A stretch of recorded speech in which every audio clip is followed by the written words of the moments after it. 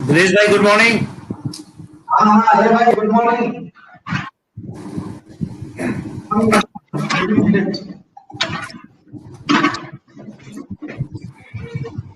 आप देखो आपके बगल में स्लाइड दिखा रहा होगा। देखता हूँ सर, देख रहा हूँ।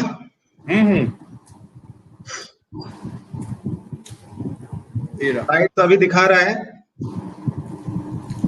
तो मुझे कुछ क्लिक करना रहेगा। आप वहां से इसको स्टार्ट प्रेजेंटेशन मैं कर दूंगा। मुझे स्टार्ट प्रेजेंटेशन में क्लिक नहीं करना है, राइट? नहीं मैं कर दूंगा या आ गया। मैं कर दूंगा। स्लाइड एक बार देख लीजिए, आपका पूरा वैसे चाहिए था। मैं एक बार देख लेता हूँ, रुकिए।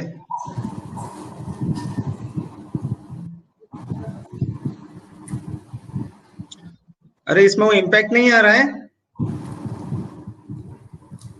अजय भाई। हाँ अरे ये 1 by 1 आना चाहिए ना, ये जो पॉइंट्स है ना। एनिमेशन नहीं आएगा। अच्छा, एनिमेशन नहीं आएगा क्या? नहीं ऐसा है। इसी तो मैं आपका ये वाला स्लाइड में सब चेंज कराया था ना। Okay okay okay okay okay okay okay, रुक जाइए, फिर मैं एक बार देख लेता हूँ।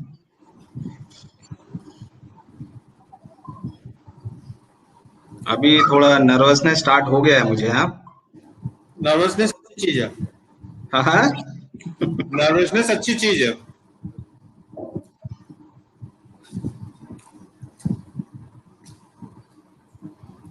आप नर्वस है सब कह रहे हो। हाँ जी। आप नर्वस है इसका मतलब है कि आप प्रिपरेशन किया आपने। अच्छा ऐसा।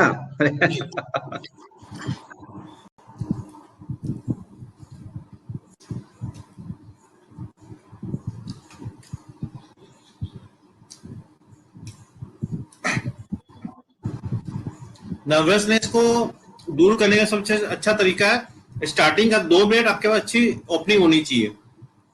Okay okay okay.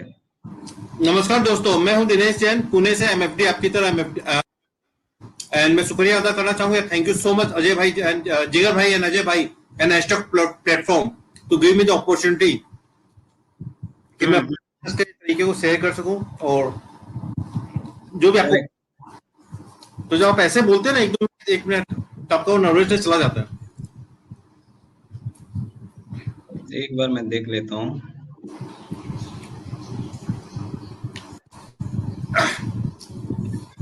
ये काफी अच्छा आपने दिया, वैल्यू एडेड सर्विसेज, ये image. Thank you so much sir.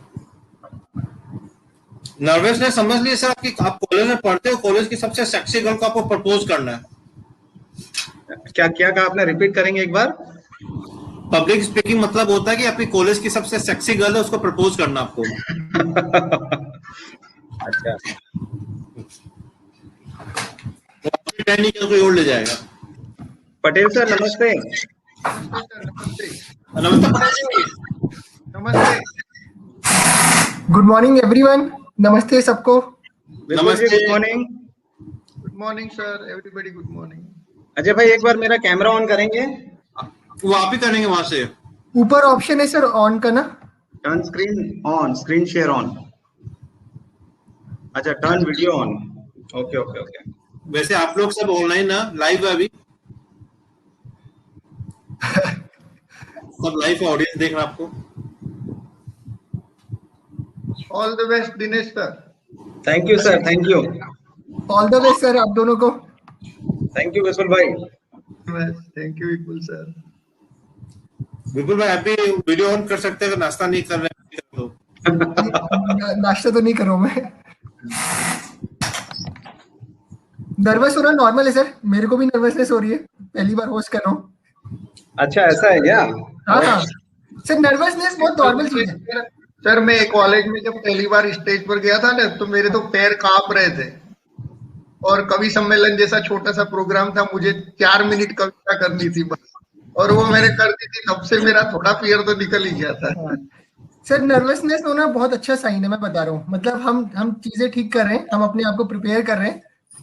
Perfectly okay sir. Yes, I think कोई भी हो सर, आई थिंक फोरम में सब जिगर सर बात कर रहे थे, अमित त्रिवेदी सर बात कर रहे थे, ये लोग हजारों सेशन दे चुके हैं, बट फिर भी एक बार सेशन स्टार्ट होने से पहले थोड़ा सा नर्वस उनको भी होता है, तो I think that is very much normal. मतलब मेरा क्या है, मैं अभी करीब कॉर्पोरेट में करीब 17 से 18 ये दे चुका हूँ तो फिर तो सर आईपी। इशू नहीं है। हाँ बिल्कुल सर, फिर लेकिन तो कोई अभी भी मैं चाहता हूँ ना, स्टार्टिंग का 5 मिनट अगर मैंने अच्छे से हैंडल कर लिया ना, फिर बहुत स्मूथ होता है। जो स्टार्टिंग का 5 मिनट्स रहता है ना, हम्म, वहां पे एक्चुअली बहुत ज्यादा नर्वसनेस होता है। अरे यहाँ पर तो बुद्धि है, 1 ही मिनट हैंडल करना है। सर यहाँ पे सबसे अच्छी बात क्या है एच टॉक में ना, अपने को सिर्फ स्पीकिंग में फोकस कर रहे हैं, कंटेंट पे या उसमें अपने को कुछ कुछ खोने को है ही नहीं सर। अपने सब भाई बंधु लोग हैं, अपन को यहाँ ना कुछ जीतना है ना कुछ खोना है, अपने को तो अपना कॉन्फिडेंस बढ़ाना है, दैट्स इट, अपनी स्पीकिंग स्किल बढ़ानी है। कुछ कुछ गलत हो भी गया तो कुछ हो ही नहीं है सर। यहाँ कोई क्लाइंट नहीं है जो आपको जज करे कि यार इनको नॉलेज है कि नहीं है, इन्होंने गलत चीज बताई। यहाँ कोई जज करने के लिए नहीं है सर, यहाँ सब अपने वाले ही है। सब अपने हैं सर, फैमिली है, आप ऐसे सोचो फैमिली है सर सब। अच्छा सर, ये जो खिड़की आ रहा है, थोड़ा इसमें कुछ लाइट आ रहा है क्या आंखों में? नहीं नहीं, आपका बिल्कुल क्लियर है सर, ठीक है, ये ऐसे। बिल्कुल क्लियर है सर, नो इश्यूज, मतलब वीडियो बिल्कुल क्लियर है। नहीं तो थोड़ा खिड़की को अवॉइड कर दो। हाँ, वही वही मुझे लग रहा है। नहीं वैसे मत अवॉइड कीजिए, आपका कैमरा घुमाइए। कैमरा घुमा रहा हूँ, तो थोड़ा सा।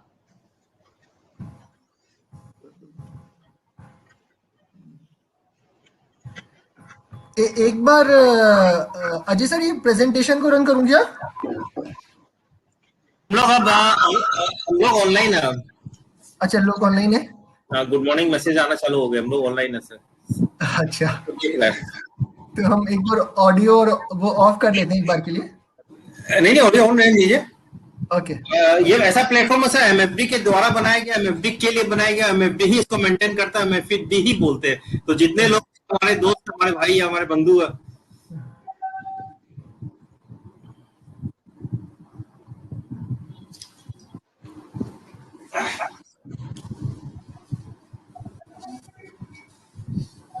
अच्छा बिल्कुल, आपने बताया था जब 15 मिनट हो जाएगा आप क्या करने वाले हैं? आप आपका एक बार वीडियो ऑन करेंगे, करेक्ट? वीडियो ऑन करूंगा और फिर ऑफ कर दूंगा, और 2 मिनट जब बचेगा, सिर्फ 2 मिनट बचेगा तो फिर वीडियो ऑन रखे रहने दूंगा मैं।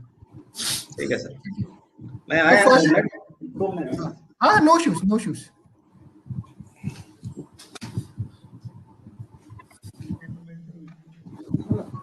मैं गोलगप्पा बनता जा रहा हूँ, धीरे धीरे कैमरा में आना बंद हो जाऊंगा।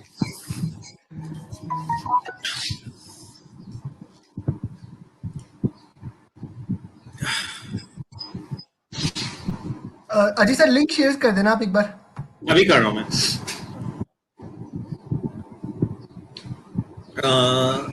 पटेल जी, आप भी वीडियो और माइक ऑफ कर दीजिए, जब आपको इनवाइट करेंगे हम लोग, तब आप वीडियो और माइक ऑन करेंगे।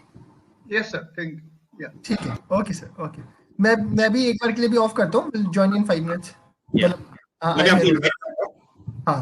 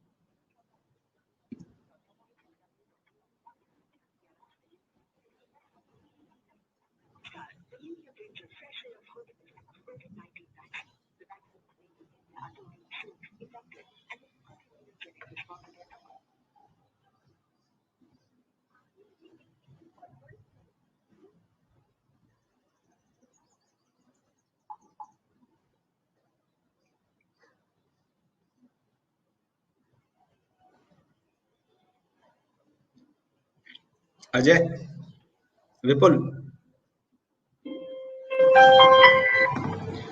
सर, अगर सब मैसेज वगैरह कुछ भी चैट में कुछ देते हैं तो how would I be able to C?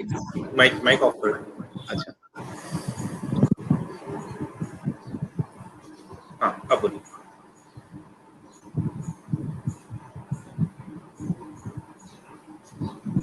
10 second 10 second का लैग रहेगा। सर आपका माइक ऑफ ऑन है। अजय सर आपका माइक ऑन है, अजय सर का।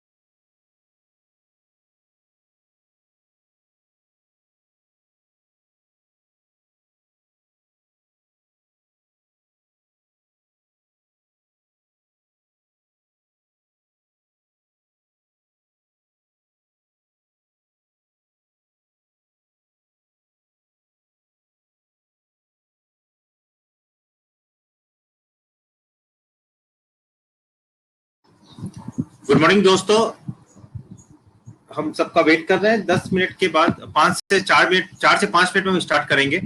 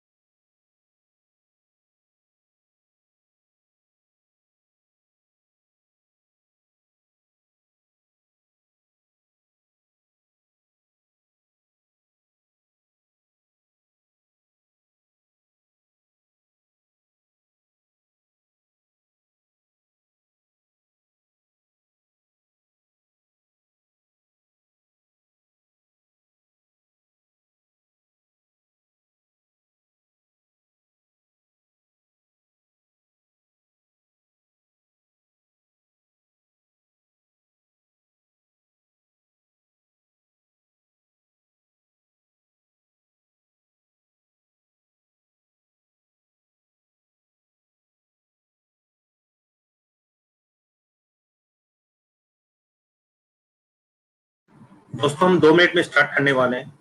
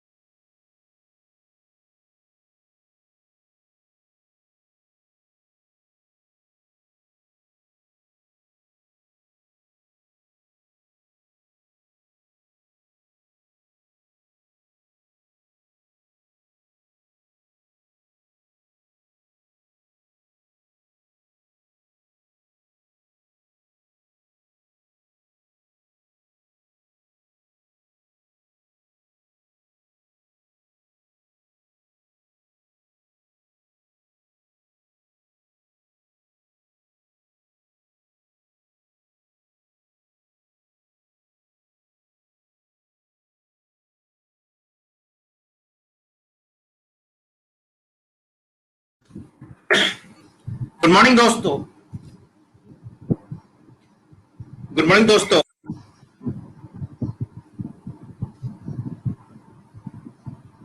कैसे हैं आप लोग सब? मैं आप सबका स्वागत करता हूं एपिसोड 20 में। मैं अजय बिल कलकत्ता से। दोस्तों जैसे पटेल जी ने कहा कि मार्च 2020 चैलेंजिंग था हैंड होल्डिंग के लिए। मेरा रिव्यू जितने एमएफडी फ्रेंड्स से मैं ऑल ओवर इंडिया में बात करता हूं, मिक्स वर्जन है सबके। किसी के लिए मार्च 2020 ज्यादा चैलेंजिंग था, किसी के लिए आज ज्यादा चैलेंजिंग है क्लाइंट एक्शन नहीं ले। दोनों केसेस में हमारा रोल ये होता है कि हमारे क्लाइंट एक्शन नहीं ले बिकॉज ऑफ फियर और ग्रीड। एसेट एलोकेशन के कारण आप कुछ एक्शन लेते हैं वो बात अलग है, लेकिन because fear and greed client action नहीं ले। क्या आप एग्री करते हैं मेरे साथ? दोस्तों ये एक चैलेंजिंग सिचुएशन होती है जब मार्केट इतना पीक लेवल हाई होता है, क्लाइंट को हैंडल करना होता है कि क्लाइंट एक्शन नहीं ले, अपने उनके गोल के जो प्लानिंग है वो डैमेज नहीं हो क्लाइंट के फियर और ग्रीड के कारण, एक्शन लेने के कारण। और ये सबसे बड़ा चैलेंजिंग रोल एक्चुअल में निभाता है एमएफडी। तो उसके लिए बहुत अच्छी लाइन मैंने आज पढ़ी थी सुबह कि दुनिया का सबसे टफेस्ट कि यह हमें याद रखना चाहिए कि सबसे मुश्किल रोल सबसे अच्छे एक्टर को ही दिया जाता है। इसलिए इस दुनिया का जो सबसे मुश्किल रोल है एक एडवाइजर का, वो हम एमएफडी निभाते हैं कि क्लाइंट का पैसा क्लाइंट कमाता है और क्लाइंट के ही गोल को अचीव कराना होता है। उसके लिए सबसे टफेस्ट रोल हम लोग प्ले करते हैं, क्लाइंट को गाइड करने का, हैंड होल्डिंग करने का, और स्ट्रगल करते हैं कि वो अपने एक्शंस फियर और ग्रीड के कारण नहीं ले जिससे उसके गोल अचीव हो सके। दोस्तों मैं आप सबका स्वागत करता हूं एस्टॉक पे। जैसे आप सबको पता है कि एस्टॉक एक ऐसा प्लेटफॉर्म है जिसपे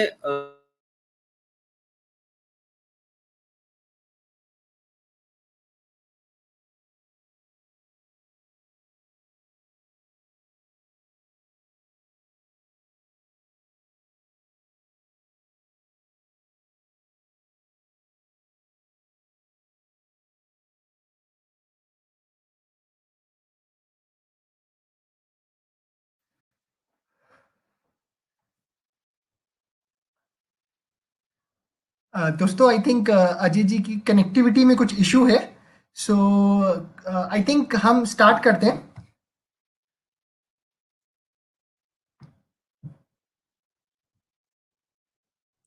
इसमें ऑडियो क्लियर है? क्या आप मेरी आवाज आ रही है? ओके, सो आई थिंक कुछ अजय सर के नेट में कुछ इशू है आई थिंक। कोई बात नहीं दोस्तों, आई थिंक टाइम हो चुका है और आज का टेक्स्ट सेशन हम स्टार्ट करते हैं। सो गुड मॉर्निंग एवरीवन, मेरा नाम विपुल खंडेलवाल है, मैं एक म्यूचुअल फंड डिस्ट्रीब्यूटर हूँ। मैं नोएडा में बेस्ड हूँ। मैं आप सभी का स्वागत करता हूँ एच टॉक एपिसोड नंबर 20 में। जैसे कि आप सब जानते हैं एच टॉक एक फोरम है जहां पे हम अपने म्यूचुअल फंड डिस्ट्रीब्यूटर्स भाइयों को बुलाते हैं, उनको मौका देते हैं कि वो पब्लिक स्पीकिंग के लिए अपनी स्किल को इंप्रूव कर सके, यहाँ पे एक सेशन दे सके। सेशन 20 मिनट्स का होता है। ऑब्जेक्टिव ये है कि हम इस सेशन से अपनी पब्लिक स्पीकिंग स्किल्स को इंप्रूव कर सके, साथ साथ हम लर्निंग कर सकें, अपने बिजनेस को बढ़ा सकें, दूसरे एमएफडी से सीख सकें कि हम अपने बिजनेस को क्या क्या चीजें से इंप्रूव कर सकते हैं।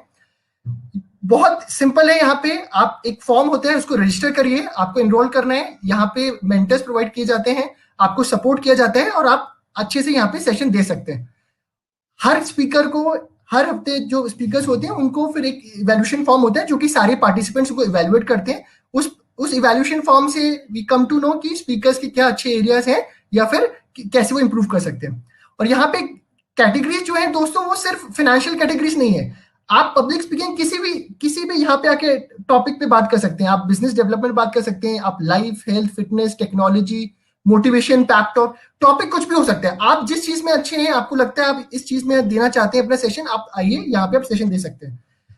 जैसा कि मैंने आपको बताया कि यहाँ पे मेंटर्स हैं। मेंटर्स कुछ नहीं, आप और मेरी तरह म्यूचुअल फंड डिस्ट्रीब्यूटर्स ही हैं, हम सबके फ्रेंड्स ही हैं। तो ये एक फोरम है जहां पे आपको गाइड किया जाता है, आपको हेल्प किया जाता है। आपको कोई प्रॉब्लम आ रही है तो मेंटर्स प्रोवाइड किए जाते हैं। मेंटर्स आपको हेल्प करते हैं हर एक चीज में, right from choosing the topic, presentation बनाने में, प्रैक्टिस करने में और यहाँ पे सेशन देने में। तो एंड टू एंड यहाँ पे सपोर्ट मिलता है। दोस्तों, मैं सारे मेंटर्स को बहुत बहुत थैंक यू कहना चाहता हूँ। वो अपने बिजी शेड्यूल से यहाँ पे टाइम देते हैं and it is all voluntary exercise. किसी को यहाँ पे कोई फायदा नहीं, बस एक दूसरे की मदद करने की कोशिश कर रहे हैं। तो मैं सारे मेंटर्स को बहुत बहुत थैंक यू कहना चाहता हूँ कि वो अपना कीमती समय देते हैं इस हम सबके लिए कि हर स्पीकर यहाँ पे प्रैक्टिस कर सके, अच्छे से इंप्रूव कर सके।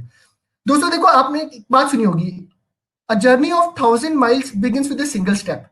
आपको सिर्फ एक स्टेप लेना है, वो स्टेप है रजिस्ट्रेशन करके। उसके बाद आप बिल्कुल यकीन करिए, आपको पूरी हैंड होल्डिंग दी जाती है, आपको पूरा सपोर्ट दिया जाता है, चाहे वो प्रेजेंटेशन बनाने में हो, चाहे स्पीकिंग हो, हर चीज में। तो आपको सिर्फ एक स्टेप बढ़ाना है, वो है रजिस्ट्रेशन करना। उसके बाद टिल आपका सेशन तक पूरा सपोर्ट दिया जाता है। ऐसा फोरम आपको कहीं और मिलेगा नहीं जहां पे आपको पूरी हैंड होल्डिंग मिलती है। मैं आपको यहाँ पे टेलीग्राम का लिंक शेयर कर रहा हूँ। आप सब ऑलरेडी अगर टेलीग्राम लिंक पे जुड़े हुए हैं तो बहुत ही अच्छी बात है। जो नहीं जुड़े हुए हैं, मैं रिक्वेस्ट करूंगा कि वो टेलीग्राम में ज्वाइन करें लिंक में। और जितने भी अपने फ्रेंड्स या सर्कल्स हैं, वहां पे वो टेलीग्राम में अपना लिंक शेयर करें। सारे अपडेट्स जो होंगे वो हमारे अवेलेबल रहेंगे टेलीग्राम ग्रुप में। तो हम सब कनेक्टेड रहेंगे, एक दूसरे से बात कर सकते हैं। फीडबैक फॉर्म वहां पे शेयर होता है, कोई नई चीज आती है इंडस्ट्री से रिलेटेड, वहां पे हम सब कुछ डिस्कस सकते हैं। तो I am sharing the Telegram link, आप सब प्लीज ज्वाइन करें। अपने सारे फ्रेंड्स को, जितने भी लोगों को आप जानते हैं, उनको ये लिंक शेयर करें। आज के जो पहले स्पीकर हैं उनका नाम है mister Dinesh Jain and veteran है इस इंडस्ट्री में। 15 इयर्स का एक्सपीरियंस है फाइनेंशियल इंडस्ट्री में। उनसे मैंने जब इंटरेक्ट किया तो बहुत अच्छा लगा मुझे उनसे बात करके। उनका जो व्यू पॉइंट है मुझे बहुत पसंद आया। उन्होंने मुझे बोला कि विपुल, मैं सिर्फ एक म्यूचुअल फंड डिस्ट्रीब्यूटर बन के नहीं रहना चाहता। मैं चाहता हूं मैं अपने क्लाइंट को हर एक सर्विस दूं। मेरा क्लाइंट मुझे एक सोल्यूशन प्रोवाइडर की तरह देखे, एक म्यूचुअल फंड डिस्ट्रीब्यूटर की तरह। मुझे वो बात बहुत पसंद आई दोस्तों। तो आज का सेशन बहुत ही बढ़िया होने वाला है। दिनेश सर पुणे से बिलोंग करते हैं, he is an MBA। Industry में काफी अच्छा एक्सपीरियंस है उनको और हम बहुत कुछ सीख सकते हैं कि कैसे हम अपने बिजनेस को, अपने सर्विसेज को एक 360 डिग्री एंगल दें। तो दोस्तों, आज मैं स्वागत करता हूं दिनेश जी का।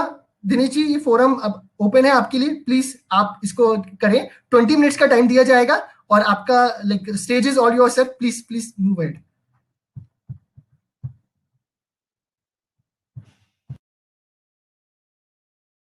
दिनेश जी, आपका माइक ऑफ है। Yeah, now am I audible? Yes, sir. Yes. Yeah, Vipul, thank you so much for that introduction. Good morning, friends. A warm welcome to all of you. So first of all, I would like to thank Anchorage and Jigar Bhai for creating such a beautiful platform, जिसमें हम MFD आके एक दूसरे का success और failure share करके एक दूसरे से बहुत कुछ सीख सकते हैं। इनफैक्ट ऑल्दो ये 20वां एपिसोड है, but today it is the first time I am joining not only as a speaker but also as a listener also. I am joining for the first time. And जब मुझे approach किया गया कि दिनेश जी आपको उन्होंने दो चीजें मुझे बताई। एस टॉक की टीम ने मुझे बताया कि जो भी आप प्रेजेंटेशन देने वाले हैं उसमें आपको दो चीजों का ध्यान रखना है। एक, आपको इसमें ज्ञान नहीं बांटना है, मतलब होता क्या है ना, हम लोग बहुत बार बहुत सारी चीजें अटेंड करते हैं और बहुत अच्छा लगता है, लेकिन somehow हम उसको इम्प्लीमेंट नहीं कर पाते हैं। तो उन्होंने मुझे कहा आपको कोई ऐसी चीज के बारे में फोकस करके बताना है जिसके कारण आपको लगता है कि आपने आपका बिजनेस नेक्स्ट लेवल तक आप लेके गए। तो मैंने सोचा कि क्योंकि मेरे दिमाग में हमेशा था कि मैं एक एमएफडी बन के रहना नहीं चाहता हूँ। दोस्तों अगर आप ये देखेंगे एमएफडी का जो टैग है या फिर आरआईए का जो टैग है या फिर सीएफपी का जो टैग है, ये लीगल सिस्टम के द्वारा दिया गया है, बट जब आप क्लाइंट एंड से सोचते हैं तो क्लाइंट कभी भी डिफरेंशिएट नहीं करता है। अगर आप वैल्यू एड करते हैं, अगर आप सर्विस प्रोवाइड करते हैं, देन क्लाइंट को ये फर्क नहीं पड़ता है कि आप एमएफडी है कि आरआईए है। और 360 डिग्री एमएफडी का मतलब क्या होता है? इसका मतलब ये होता है what are the things you should do other than what you are supposed to do as a MFD। आपको कुछ कुछ चीजें, कुछ सर्विसेज आपको क्लाइंट को प्रोवाइड करनी है, बट उसके अलावा भी आपको काफी सारी चीजें जो आपको क्लाइंट को प्रोवाइड करना चाहिए, ऐसा मेरा मानना है। और ये अप्रोच के द्वारा मेरा बिजनेस नेक्स्ट लेवल तक पहुंचा है। तो दोस्तों I will be sharing my personal experience on A point two point basis. करीब 10 पॉइंट मैंने सोचा ड्राफ्ट किया, और करीब 10 पॉइंट मैं यहाँ पे आपके साथ शेयर करने वाला हूँ वन बाय वन, जो मैंने पर्सनली एक्सपीरियंस किए हैं। Also, I would like to thank my mentor, Mr. Vipul and Ajay भाई। as a MFD हमें पता है हम लोग कितना बिजी रहते हैं, उसके बावजूद भी उन्होंने मुझे बहुत हेल्प किया ये पीपीटी बनाने में। और मैं जब आपके सामने ये प्रेजेंट कर रहा हूँ, इससे पहले ऑलरेडी हमारा 2 सेशन हो चुका है, प्रैक्टिस सेशन, जिसके माध्यम से उन्होंने बहुत कुछ इंप्रूवमेंट करने के लिए कहा मुझे, और वो मैंने यहाँ पे किया है। तो दोस्तों, are you all ready?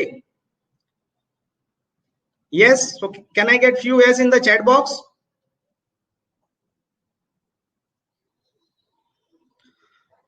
Okay दोस्तों, हम लोग स्टार्ट करते हैं। पहला है दोस्तों, अगर पोस्ट रिटायरमेंट कैश फ्लो मैंने कैसे क्रिएट किया मेरे कुछ क्लाइंट्स के लिए। तो पोस्ट रिटायरमेंट कैश फ्लो के लिए दोस्तों मैं आपको 2 केस स्टडी शेयर करना चाहूंगा। बहुत ही छोटी छोटी केस स्टडी है। पहला केस स्टडी है जिसमें मुझे एक सीनियर सिटीजन कपल है, उनका मुझे रेफरेंस मिला था और उनके पास इन्वेस्टेबल सरप्लस था 3.52 करोड़ का। और दूसरा जो केस स्टडी है, again I got a reference of a senior citizen couple. वहां पे उनका केस थोड़ा अलग था, उनके पास इन्वेस्टेबल सरप्लस नहीं था, उनके पास रियल एस्टेट में है करीब 12 करोड़ एंड उनका जो कैश फ्लो है 0 है। दोनों में मुझे क्या कहा गया था क्लाइंट की तरफ से कि हमें उनको कुछ ना कुछ कैश फ्लो जनरेट करके देना है। तो दोस्तों अगर मैं पहला केस स्टडी के बारे में बताऊं, तो यहाँ पे जो सीनियर सिटीजन क्लाइंट आए थे, ऑल्दो उनके पास 3.52 करोड़ का सरप्लस था, बट समहाउ थोड़े बहुत टेंस थे, उनको समझ में नहीं आ रहा था कि रेगुलर इनकम कैसे जनरेट करना है। तो जब मैंने उनसे बातचीत किया तो मुझे कुछ चीजें पता लगी उनके बारे में। Obviously they were senior citizen couple. दूसरा जो बहुत ही इंपॉर्टेंट चीज है, उनका जो रिस्क टॉलरेंस था, लो भी नहीं बोल सकता, इट वाज एब्सोल्युटली 0। उन्होंने मुझे कहा था कि दिनेश हमें रिस्क बिल्कुल भी नहीं लेना है। तीसरा उन्होंने कहा they don't mind paying income tax, but उनके जो कैपिटल है, जो प्रिंसिपल अमाउंट है, वो बिल्कुल प्रोटेक्ट होके रहना चाहिए।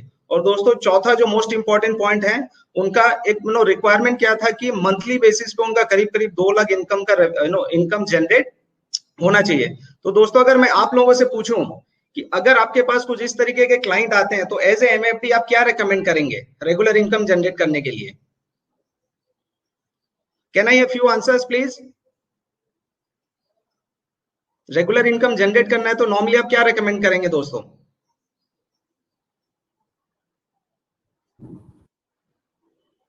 Correct, can I get few more answers?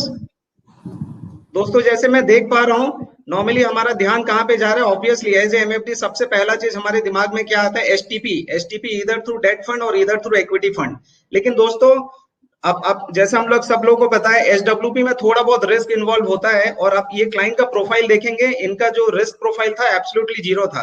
तो दोस्तों मैं आपके साथ शेयर करता हूं मैंने इनका 25 लाख का इनकम कैसे जनरेट किया। तो लेट्स स्टार्ट। तो दोस्तों आप देखेंगे सबसे पहले मैंने इनको सीनियर सिटीजन सेविंग स्कीम दिया। मैंने 15 लाख इसलिए लिया क्योंकि इसमें जो मैक्सिमम इन्वेस्टमेंट है वो 15 लाख का है, तो इसके द्वारा 1,29,000 इनकम जनरेट हुआ।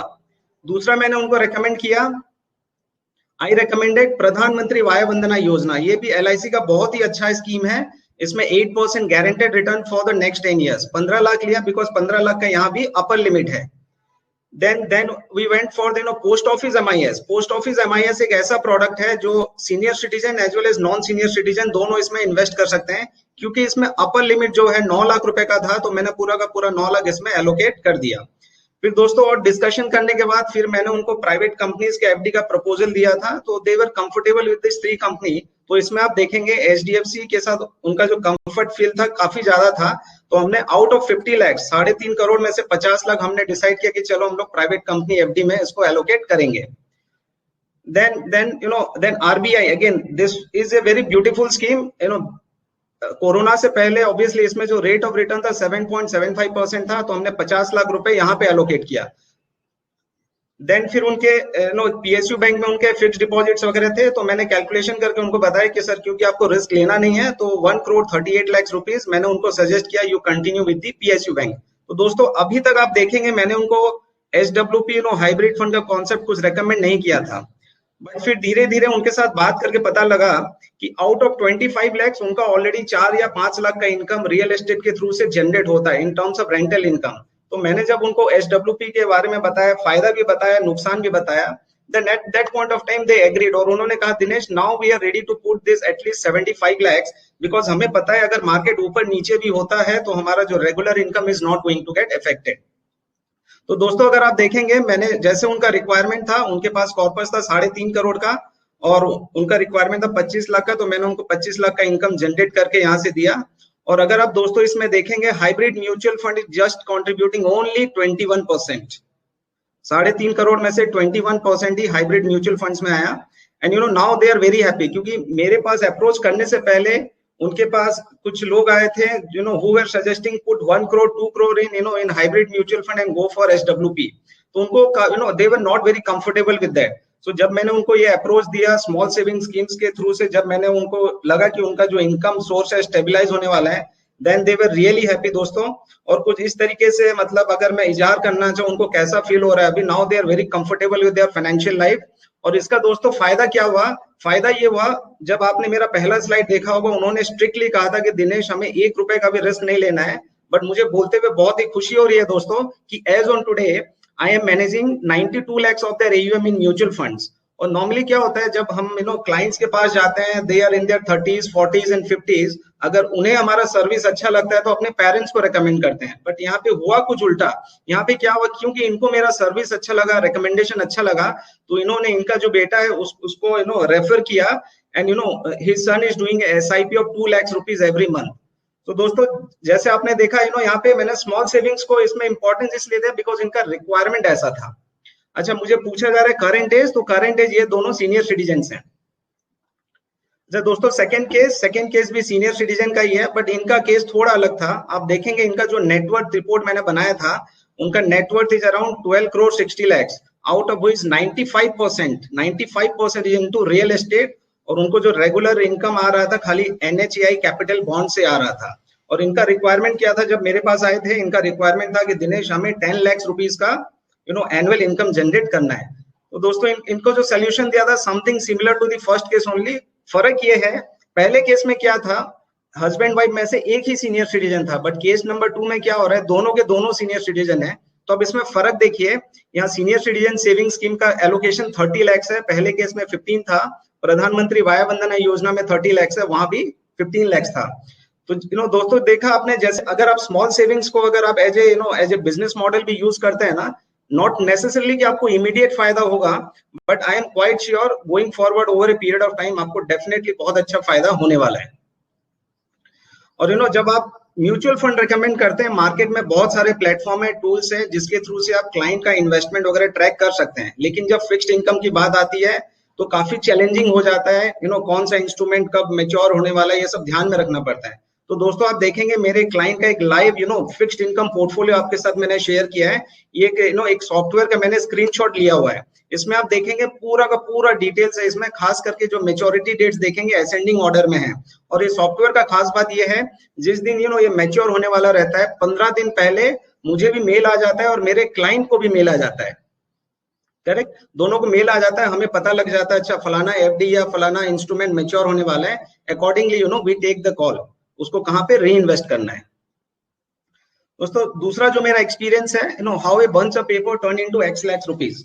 अगेन बहुत अच्छा ये चीज मेरे लिए भी नया था और जस्ट मैं आपके साथ शेयर करता हूँ। अगेन एक एग्जिस्टिंग फैमिली है जिनका AUM is around 1 crore with me. Diwali के साफ सफाई जब कर रहे थे नवंबर 2018 में, दे केम विद ए फोल्डर जिसमें बहुत सारे शेयर सर्टिफिकेट थे। उन्होंने कहा कि दिनेश जरा देखो इसमें शेयर सर्टिफिकेट है, इन्होंने 1992 में कुछ लिए हुए थे, इसमें कुछ काम का है तो हमें बता देना। वो लोग ये हैंड ओवर करके मुझे चले गए।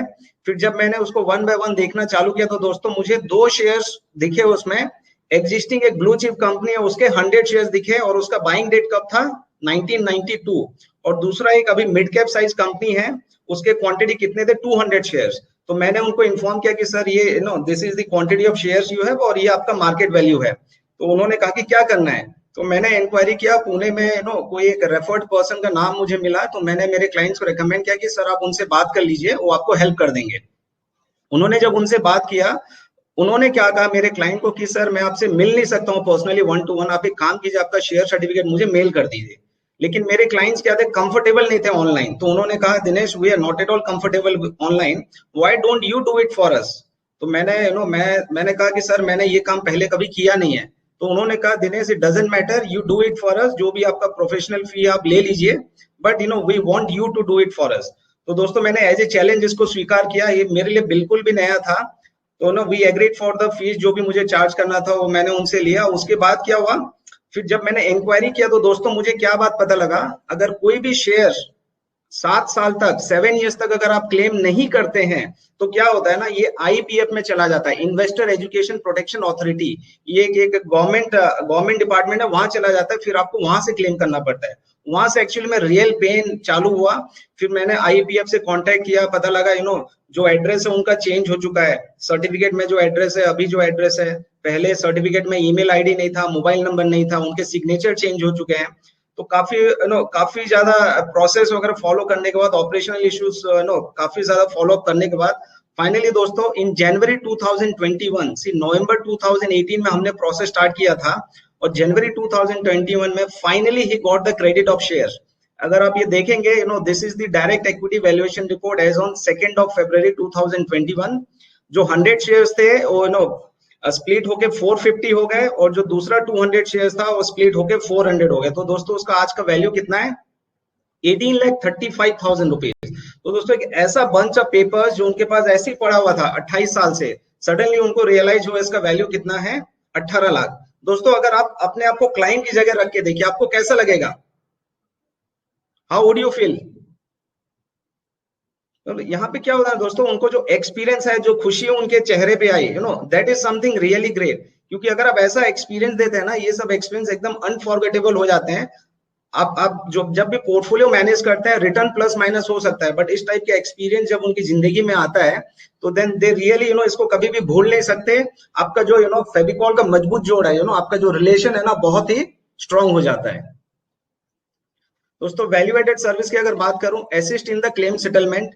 दोस्तों क्या होता है, नो डाउट हेल्थ इंश्योरेंस के बारे में सबको जानकारी है, people are aware about it, but what happened, corona के बाद में सबको इसका इंपॉर्टेंस चला गया। अभी लोग सामने से आके हेल्थ इंश्योरेंस ले रहे हैं, and I have been doing health insurance also from last 4-5 years, and मैंने क्या रियलाइज किया, हेल्थ इंश्योरेंस रेकमेंड करना, एग्जीक्यूट करना बहुत ईजी है। प्रॉब्लम रियल टेस्ट आपका कब होता है, जब क्लेम आता है, और खास करके जब क्लेम अगर रिजेक्ट हो जाता है ना, कई बार हम लोग सोचते हैं चलो रिजेक्ट हो गया, लेकिन मैं क्या करता हूं, अगर कोई भी क्लेम रिजेक्ट होता है ना, क्योंकि कई बार क्या होता है, कुछ क्लेम जो रिजेक्ट होते हैं ग्रे एरिया में चले जाते हैं। ग्रे एरिया का मतलब ये है वो क्लेम ना तो गलत है ना तो सही है, कई बार ऐसा होता है।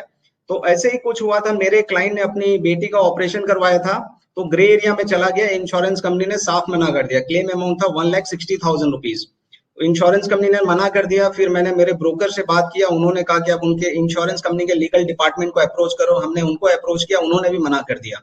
फिर देन हमने क्या किया, मेरे ब्रोकर ने मुझे रेकमेंड किया और उन्होंने मुझे हेल्प किया। हमने एक लेटर ड्राफ्ट किया, बीमा लोकपाल पुणे को हमने लेटर लिखा, तो वहां से हमें जवाब आया कि आपको क्या करना है, 1 से 1.5 महीने का आप वेट कीजिए, हम आपको एक पर्टिकुलर डेट देंगे, उस दिन आपके क्लाइंट को और इंश्योरेंस कंपनी का रिप्रेजेंटेटिव आएंगे and accordingly we will settle the claim. हमने यस कहा, बट सडनली दोस्तों क्या हुआ, 1.5 से 2 महीने के अंदर हमें एक स्ट्रेट अवे मेल आ गया क्लाइंट को। हमें ये कहा गया कि insurance company has agreed to pay 1,45,000 rupees. If you agree with this then you can withdraw your complain and you take this money. Then दोस्तों हमने क्या किया, हमने ऑब्वियसली क्लेम विथड्रॉ कर लिया। सो हमने जो भी क्लेम विथड्रॉ नहीं किया, हमने क्वेरी रेज किया था उसको हमने विथड्रॉ कर लिया, और उसके बाद then we proceeded forward. How to add value from CAS। मेरे हिसाब से as a MFD combined account statement जो है ना, ये आपके लिए गोल्ड माइन है। कंबाइंड अकाउंट स्टेटमेंट नॉर्मली ये क्वार्टरली बेसिस पे हर एक क्लाइंट को आता है, और इसमें क्या रहता है, कोई भी पैन कार्ड में, लेट्स से एक पैन कार्ड में 4 डीमेट अकाउंट ओपन है, तो चारों डीमेट अकाउंट का डिटेल्स आ जाएगा। उसी पैन कार्ड में मान लीजिए अगर 10-15 स्कीम्स म्यूचुअल फंड में इन्वेस्टमेंट है, तो पूरा का पूरा डिटेल्स उसमें आ जाता है। डिटेल्स कैसे आता है, मोड ऑफ होल्डिंग क्या है, जॉइंट है, सिंगल है, ईमेल आईडी क्या है, बैंक डिटेल्स क्या है, सब चीजें आ जाती हैं। तो इसमें क्या हुआ था, मुझे अगेन एक रेफरेंस मिला था क्लाइंट का, and he was dealing with 3 brokers. 3 broker 3 MFD के थ्रू से वो डील करते थे, और उनको actually he was not at all confident कि उनका कितना पैसा कहाँ पे, उनको कुछ पता नहीं था। जब मेरे से उनका मुलाकात हुआ तो मैंने उनको पूछा कि सर आपका पोर्टफोलियो दिखाइए, तो he was not in a position to show his entire portfolio. तब मैंने उनको कहा कि सर आपको सीएस नाम का एक स्टेटमेंट आता होगा, आप मेरे साथ शेयर कीजिए। तो जब उन्होंने मेरे साथ शेयर किया, मैंने देखा उसमें काफी खिचड़ी बना हुआ था, तो मैंने उनको डिटेल में समझाया कैसे सब चीज एकदम स्ट्रीमलाइन करनी है। तब उनको समझ में आया इसका इंपॉर्टेंस, सब चीजें मैंने स्ट्रीमलाइन की दोस्तों। And as on today he is having 50 lakhs of AUM and 1,20,000 rupees of SIP। दोस्तों नेक्स्ट पॉइंट की बात करें, assist your client in tax filing, specially HNI client. See आजकल क्या हो गया ना, financial product industry is like an ocean, इसमें दुनिया भर के प्रोडक्ट्स आ गए हैं, और हर एक प्रोडक्ट का जो टैक्सेशन है, इनकम टैक्सेशन रूल है, काफी अलग अलग है। सीए लोगों का एक्सपर्टीज क्या है, they are very expert in filing the income tax, उनको पता है इनकम टैक्स स्लैब वगैरह क्या होता है। बट अगर आप मेरे से पूछेंगे प्रोडक्ट बाय प्रोडक्ट, अगर आप नॉर्मली सीए को पूछेंगे कि इसका टैक्स लायबिलिटी क्या है, तो ज्यादातर क्या होता है, कुछ ना कुछ मिस्टेक जरूर होता है। तो स्पेशली अगर आपके HNI क्लाइंट हैं, तो आप उनके सीए के साथ भी कोऑर्डिनेट कीजिए, क्योंकि जब सीए उनको सीटी या एक उनको स्टेटमेंट बना के देता है, रफ स्टेटमेंट कि आपका इनकम कितना है, आपका टैक्स लायबिलिटी कितना है, उसमें मुझे ऐसा एक्सपीरियंस हुआ, कुछ ना कुछ उसमें मिस्टेक निकलते ही हैं। तो ये भी बहुत अच्छा वैल्यू एडेड सर्विस है जो आप अपने क्लाइंट को दे सकते हैं दोस्तों। देन होम लोन रेट्स, अगर आपने सुना होगा, पढ़ा होगा, पिछले वीक ये न्यूज में आया कि अभी home loan rates has now come down to 6.7%। आपके बहुत सारे क्लाइंट हो सकते हैं जिनका होम लोन 3-4-5 साल पुराना होगा, और जब रेट ऑफ इंटरेस्ट 8.5-9% था, तब उन्होंने लिया होगा। तो कुछ एक क्लाइंट्स में मिला था जिनका होम लोन कितने का था, 75 lakhs का था, rate of interest he was paying 8.65%, और उनका EMI जा रहा था 75,000, 15 साल का लोन था। तो जब मैंने कैलकुलेट किया EMI कैलकुलेटर में, तो पता लगा अगर 15 साल तक ये कंटिन्यू करते हैं तो इंटरेस्ट आउट को कितना होने वाला था, 59 lakhs होने वाला था। तो मैंने उनको रेकमेंड किया, मैं बोला सर मार्केट में रेट्स अभी 7% चल रहे हैं। तो मैंने जब उनको कैलकुलेशन करके दिखाया, तो उनको 2 फायदे समझ में आए। एक तो उनका EMI रिड्यूस हो रहा था 9,000, 75 से स्ट्रेट अवे 66,000, और उनका इंटरेस्ट आउट को पहले केस में कितना हो रहा था दोस्तों, 59 lakhs, और अभी कितना हुआ, 46 lakhs।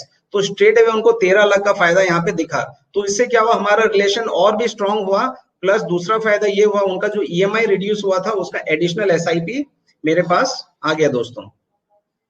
Now talking forward, not only as advising but helping client in surrendering the insurance endowment policy. As a MFD, I think ये हमारा फेवरेट टॉपिक है। हम सबको पता है कि इंश्योरेंस और इन्वेस्टमेंट अलग अलग रखना चाहिए, करेक्ट। तो इसमें आपको एडवाइस ही नहीं देना है, आपको एक्चुअली क्लाइंट के साथ बैठना है, और आपको क्लाइंट के साथ उसको हैंड होल्ड करना है, उसको रिडीम करवाने में या सरेंडर करवाने में। और दोस्तों कई बार क्या होता है, इंफ्रास्ट्रक्चर बॉन्ड्स हमारे क्लाइंट्स के पास होते हैं, बट ऑफलाइन फॉर्म में होते हैं, जिसके कारण होता क्या है ना कि या तो कहीं ना कहीं मिस हो जाते हैं, या फिर वो मैच्योर भी हो जाता है, क्लाइंट को पता नहीं लगता है। तो नॉर्मली मैं क्या करता हूँ, मेरे जितने भी क्लाइंट से मिलता हूँ जिनका भी इंफ्रास्ट्रक्चर बॉन्ड्स हैं, उसको मैं डीमेट फॉर्म में कन्वर्ट करा देता हूँ। उसका सबसे बड़ा फायदा ये होता है कि जब भी मैच्योरिटी आता है, ऑटोमेटिकली रिडीम होकर क्लाइंट के बैंक में पेमेंट आ जाता है। दोस्तों एक और बहुत ही छोटी सी चीज, पैन कार्ड। कई बार क्या होता है, पैन कार्ड का रिक्वायरमेंट आता है क्लाइंट्स का, उनके बच्चे मेजर हो जाते हैं, 18 साल के हो जाते हैं। कई बार होता है कि उनकी स्पाउस का पैन कार्ड नहीं होता है, तो मैं आपको रेकमेंड करूंगा आप उनके पैन कार्ड बनाने में भी हेल्प कीजिए। मैं ये सजेस्ट नहीं कर रहा हूँ कि आपको पर्सनली करना है, बट एटलीस्ट आप ऐसे लोगों को नॉर्मली आप थोड़ा सा सर्च करेंगे ना, आपको कुछ ना कुछ लोग मिल जाएंगे जिनके थ्रू से आप उनका पैन कार्ड भी बना सकते हैं। दोस्तों last point, this is something very important. आज की डेट में जब इंटरेस्ट रेट इतना नीचे आ गया है, 5-5.5% तक आ गया है, तो आप देखेंगे guaranteed return policy selling like hot cakes. तो अभी होता क्या है, कई बार हमारे क्लाइंट को बहुत सारे प्रपोजल आते हैं उनके बैंक से कि सर आप फलाना इंश्योरेंस प्रपोजल है और आप ये ले लीजिए, बहुत अच्छा है। या फिर आप कई सारे प्रोस्पेक्ट से भी मिलते होंगे जिनके पास यूलिप पॉलिसी है, उसको कंटिन्यू करना है या नहीं करना है उनको पता नहीं है। तो दोस्तों इसमें कॉन्सेप्ट है IRR एंड XIRR। तो बहुत ही सिंपल सा चीज है, मैं इसके कैलकुलेशन में नहीं जा रहा हूँ, बट दो केस स्टडी यहाँ पे शेयर करूंगा। मेरे एक HNI क्लाइंट थे जिनके पास 2 यूलिप था। आप देखेंगे 2-2 लाख रुपए का ये पर एनम का प्रीमियम दे रहे थे 2013 से 2017, 2013 से 2017। और उनका जब मैं उनको 18 अगस्त 2020 को कैलकुलेशन कर रहा था, तो पता लगा इनका जो एनुअलाइज रिटर्न है कितना है, 3.5% और 2.5%। सेविंग्स अकाउंट से भी कम रिटर्न आ रहा है। क्लाइंट को इमीडिएटली समझ में आ गया, उन्होंने क्या किया कि चलो उसको रिडीम कर दिया और पूरा का पूरा पैसा म्यूचुअल फंड में आ गया, क्योंकि इनका ये लॉन्ग टर्म इन्वेस्टमेंट था। दूसरा एक और इंपॉर्टेंट क्या हुआ था, मेरे क्लाइंट है उनको उनके बैंक से प्रपोजल आया था कि HDFC संचय प्लस में उनको इन्वेस्ट करना चाहिए। तो उन्होंने मुझे प्रपोजल भेजा, मैंने बताया sir just hold on for a day, मैं आपको दूसरे कंपनीज का भी प्रपोजल का कंपैरिजन करके देता हूं। तो मैंने सिंपली उनको IRR कैलकुलेट करके दिया, तो उनको समझ में आ गया almost IRR is same across all the industry, and because HDFC brand name he is more comfortable. Although उनको इंक्वायरी बैंक से आया था, बट उन्होंने ये प्रोडक्ट मेरे थ्रू से लिया क्योंकि मैंने उनको कंपैरिजन करके दिया। तो दोस्तों आप देखेंगे as a MFD mutual fund के अलावा भी ये सब सारी चीजें वैल्यू एडेड सर्विस है जो मेरे हिसाब से आपको देना चाहिए। सो अल्टीमेटली दोस्तों, what is your clients perception about you? आपको एज ए MFD देखते हैं या आपको एज ए सोल्यूशन प्रोवाइडर देखते हैं? मेरे हिसाब से आपका क्लाइंट का परसेप्शन आपके लिए क्या होना चाहिए? फाइनेंशियल इश्यूज, फाइनेंशियल डाउट्स कहीं से भी आना चाहिए, बट अगर मैं मेरे MFD को अप्रोच करता हूं तो आई नो फॉर श्योर कि I will get the solution. और दोस्तों मैं मेरा प्रेजेंटेशन एंड करना चाहूंगा बहुत ही छोटा सा स्टोरी के माध्यम से। ये स्टोरी मैंने 2013 में सुना था। स्टोरी कुछ इस तरीके से है, एक फॉरेन कंट्री में एक होटल है, होटल में नंबर ऑफ रूम्स कितने, ओनली 25। बट होटल का खास बात यह है कि कोई भी गेस्ट किसी भी समय जाए, भले ही वो पीक टाइम में भी जाता है, मान लो क्रिसमस या न्यू ईयर में भी जाता है, कोई भी गेस्ट अगर द मोमेंट होटल में एंट्री किया उसको रूम डेफिनेटली मिलता था। How is it possible? तो बाद में पता लगा एक्चुअली इस होटल ओनर ने क्या किया था, उसके 5-10 किलोमीटर के रेडियस में जितने भी होटल्स थे सबके साथ उसने ऑनलाइन टाई अप करके रखा था। तो जैसे ही कोई गेस्ट होटल में एंट्री करता था, अगर उस होटल में रूम नहीं है, then hotel owner used to ensure कि आसपास में कोई भी होटल में रूम डेफिनेटली मिलना चाहिए, और होटल का जो गाड़ी है उनको गेस्ट को लेके जाके वहां पे ड्रॉप करके आता था। तो दोस्तों कहने का मतलब ये है, होटल ओनर अगर चाहता तो स्ट्रेट अवे मना कर सकता था कि सॉरी सर मेरे पास रूम अवेलेबल नहीं है, लेकिन उनका अप्रोच देखिए, एटीट्यूड देखिए, एक सोल्यूशन प्रोवाइड करना था। तो दोस्तों मेरा ऐसा मानना है कि अगर हमारा भी एटीट्यूड ऐसा बन जाएगा, एज ए MFD अगर आप काम करेंगे तो आपके लिए बहुत कंपटीशन है मार्केट में, बट आप जैसे सोल्यूशन प्रोवाइडर के हिसाब से काम करना चालू कर देते हैं, मेरा मानना है कि कंपटीशन ऑटोमेटिकली धीरे धीरे कम हो जाता है दोस्तों। तो दोस्तों आई एज्यूम आप लोगों को काफी अच्छा लगा होगा, and a big thank you to all of you for hearing to me patiently.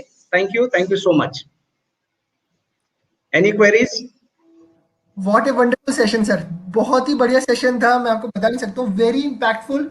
मैं तो नोट डाउन कर रहा था, आप जो सेशन दे रहे थे बहुत सारे पॉइंट्स मैंने नोट डाउन किए, like value added services, experience to client, doing everything for the first time, we have to do it for our clients, attitude as a solution provider. Super session sir. I think दोस्तों आप सब agree करेंगे, आज का session बहुत ही impactful है।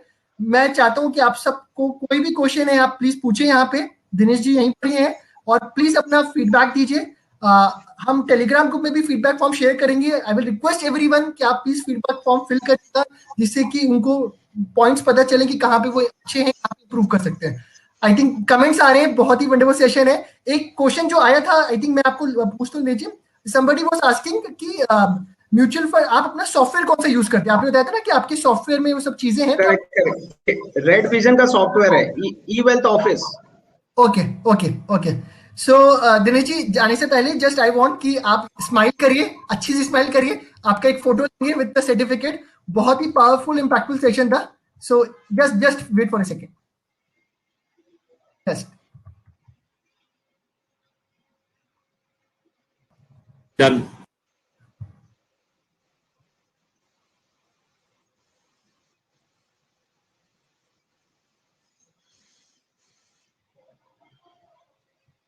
Thank you sir, thank you Vipul, thank you so much.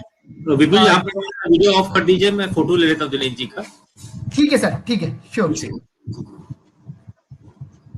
Dinesh ji मैं 1 2 3 चीज बोलूंगा, आप एक बार स्माइल दीजिए अपनी सेक्सी से स्मार्ट से स्माइल। 1 2 3 चीज। Thank you. Thank you. चलिए, thank you Dinesh ji for the wonderful session. Thank you Vipul, thank you Ajay, thank you so much. अब आप डिस्कनेक्ट कर सकते हैं sir. Thanks a lot. Okay okay okay. So दोस्तों, बहुत पावरफुल सेशन था। आई थिंक बहुत कुछ हमने सीखा होगा, मैंने पर्सनली बहुत कुछ सीखा है। तो एज टॉक की ये जो प्लेटफॉर्म की बात है ना, हमें इतना सारा ज्ञान मिल रहा है, कुछ कुछ बिना खर्च करे, हमें कुछ नहीं करना, सिर्फ अपना टाइम देना है। और हमें इंडस्ट्री का आप समझ सकते हैं दोस्तों, ये म्यूचुअल फंड डिस्ट्रीब्यूशन जो हमारे भाई लोग हैं, we have got thousand and thousands of बोलते हैं days and years of experience मिला के, तो हम सबसे सीख सकते हैं। तो ये हमारे ऊपर निर्भर करता है कि हम कैसे हर एक सेशन की नोट्स बनाएं, कैसे अपनी प्रैक्टिस को चेंज करें, अपने आप को इम्प्रूव कर सकें। तो नेक्स्ट सेशन से पहले मैं आपको एक छोटी सी स्टोरी सुनाना चाहूंगा, जो कि रियल स्टोरी है। आप सब जानते हैं Sachin Tendulkar obviously god of cricket है। आई थिंक कौन नहीं जानता उनको, बहुत लोगों ने कहानी सुनी भी होगी, बट मुझे उनकी एक स्टोरी मैंने सुनी थी, बहुत मैं इंस्पायर होता स्टोरी से। तो उन्होंने खुद ये चीज बताई थी, शेयर करी थी मीडिया में, कि जब वो छोटे थे, जब स्कूल डेज की टाइम थे, तो उनके ऑब्वियसली वी नो उनके कोच थे रमाकांत आचरेकर सर। तो जब वो प्रैक्टिस करते थे, बहुत बहुत एक्सटेंसिव प्रैक्टिस कराते थे उनसे। तो एक दिन उनके कोच अवेलेबल नहीं थे ग्राउंड में, तो उन्होंने सोचा सचिन तेंदुलकर ने कि यार आज प्रैक्टिस की जगह मैं काम करता हूँ, दूसरा स्कूल का मैच चल रहा है, उस मैच को देखता हूँ, बड़ा मजा आएगा। तो वो प्रैक्टिस छोड़ के वो मैच देखने चले गए। वो मैच देखने में मतलब इतने बिजी हो गए कि उनको टाइम का ध्यान नहीं रहा, और कोच वापस आ गए, रमाकांत आचरेकर सर वापस आ गए। जब उन्होंने देखा कि सचिन तेंदुलकर ग्राउंड में प्रैक्टिस नहीं कर रहे हैं, तो उन्होंने पूछा और लोगों से, तो उन्होंने बोला कि मैच देखने गए। तो वो वहां ग्राउंड पे गए जहां वो मैच देख रहे थे, वहां पे उन्होंने उनको बहुत डांटा और वापस लेकर आए। तो सचिन को अच्छा नहीं लगा कि सबके सामने उन्होंने डांटा, तो उन्होंने पूछा कि मैं बस एक ही दिन नहीं गया था प्रैक्टिस करने, मैच देखने गया था। तो उन्होंने बोला, बेटा आपके अंदर ये टैलेंट है कि आपको दूसरों का मैच नहीं देखना है, आपको देखने के लिए लोग आएंगे। मतलब आपके अंदर इतना टैलेंट है, अपने आप को इतना अच्छा बनाओ कि लोग आपको देखने के लिए आए। तो दोस्तों, एज टॉक भी वही प्लेटफॉर्म है। अब डिसाइड हमें करना है कि हमें मैच खेलना है या हमें ऑडियंस में बैठना है और सिर्फ ताली बजानी है। ये प्लेटफॉर्म मिलेगा नहीं, it's just like a net practice. आप यहाँ पर आइए, कोई सही या गलत नहीं है, हम सब सीख रहे हैं, हम सब गलती करते हैं और गलतियों से सीखते हैं। अगर इस फोरम में हम नहीं बोल सकते तो शायद हम कहीं भी नहीं बोल सकते। यहाँ पे हमारा कोई क्लाइंट नहीं है, तो ये वो स्टेज है जहाँ पे head I win, tail I don't lose, क्योंकि यहाँ पे आपकी क्लाइंट नहीं है ना, यहाँ पे कोई जज नहीं कर रहा है। तो दोस्तों, इसी के साथ हम स्टार्ट करते हैं सेकंड स्पीकर से। सेकंड स्पीकर का नाम है मिस्टर चलनेश पटेल जी, बहुत ही सीनियर है ये। इनके मेंटर हैं मिस्टर देवदत्ता दानोकर जी। सर बहुत ही ज्यादा एक्सपीरियंस रखते हैं, ही 60+। इनका जितना एक्सपीरियंस है उतनी तो मेरी एज नहीं है, तो ज्यादा तो मैं क्या बोलूं सर के बारे में। सर अहमदाबाद से बिलोंग करते हैं, पहले टेक्सटाइल सेक्टर में इन्होंने काम किया है, ऑलमोस्ट 20 ईयर से म्यूचुअल फंड इंडस्ट्री में बिलोंग करते हैं। और बहुत ही अच्छे तरीके से मेरी इनसे बात हुई थी सर से, मतलब I was amazed to know that कि इवन दो सर इतने ज्यादा मतलब एक्सपीरियंस्ड हो गए, टेक्नोलॉजी पे अपने आप को लर्न करने में अपने आप को अपडेट रखते हैं, बहुत ज्यादा अपडेट रखते हैं अपने आप को। आई वॉज शॉक्ड जब मुझे सर ने बताया कि लास्ट ईयर इनका business one of the best year था, क्योंकि कोविड के टाइम पे ये ऑलरेडी टेक्नोलॉजी को अडॉप्ट कर चुके थे। तो मुझे थोड़ा सा शॉकिंग लगा, बिकॉज नॉर्मली जैसे मेरे फादर की एज के, तो हम अज्यूम करते हैं कि टेक्नोलॉजी को इतना अडॉप्ट नहीं कर सकते। दोस्तों, हम देख सकते हैं कि कैसे एज कोई बैरियर नहीं होती, हम सब एक दूसरे से सीख सकते हैं, चीजों को लर्न कर सकते हैं, अडॉप्ट कर सकते हैं। तो आज का मैं सेकंड सेशन स्टार्ट करता हूँ। Sir Patel sir, the session is all yours, stage is all yours, आप स्टार्ट करिए। 20 मिनट्स का टाइम है, आपका टाइम स्टार्ट होता है sir. Thank you very much, sir. Am I audible to all of you? Yes sir, yes you are audible sir. Okay. नमस्ते दोस्तों, मैं छबिलेश पटेल अहमदाबाद से बोल रहा हूँ। मैं भी आप लोगों की तरह एक म्यूचुअल फंड डिस्ट्रीब्यूटर ही हूँ। दोस्तों, आज एक मुझे मौका मिला कि मैं आपको मेरा एक्सपीरियंस शेयर कर सकूं, या मुझे कैसे सफलता मिली है उस पर बात कर सकूं। और मैं काफी समय से सोच ही रहा था कि ये मैं सब लोगों को सुनता रहता हूँ इज टॉक पर, तो क्यों ना मैं भी एक चांस लूं और लोगों के सामने प्रस्तुत हूं। तो आज वह मुझे चांस मिला है, और वह एक इज टॉक प्लेटफॉर्म की बदौलत ही मिला है। यह एक इज टॉक प्लेटफॉर्म जो है, बहुत ही एक बेहतरीन प्लेटफॉर्म बनाया है जिगर सर ने। अगर आपको भी इम्प्रूव होना है तो आप भी इसमें पार्टिसिपेट कीजिए एज ए स्पीकर। दोस्तों,